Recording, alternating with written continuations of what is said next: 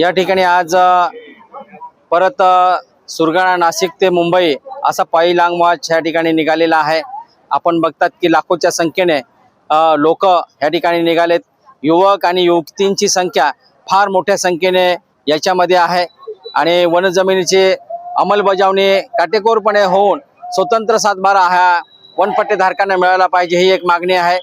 त्याचबरोबर जिल्हा परिषद शासकीय आश्रमशाळा यामधील जे काही रिक्त पदे आहेत शिक्षकांची ती भरून या ठिकाणी शिक्षणाचा जो काही विद्यार्थ्यांचा जो नुकसान होतोय तो नुकसान या ठिकाणी भरून काढला पाहिजे ती एक मागणी या ठिकाणी आहे।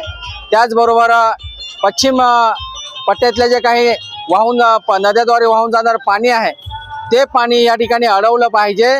त्या भागातल्या शेतकऱ्यांना शेतीसाठी पिण्यासाठी ते उपलब्ध करून दिलं पाहिजे ही पण मागणी या किसान सभेच्या लॉंग मार्चमध्ये या प्रामुख्याने आज आपण घेऊन मुंबईला चाललेलो आहोत आणि या आणि अशा अनेक मागण्या घेऊन आपण हा लॉंग मार्च मोठा करूया आणि सक्सेस करूया।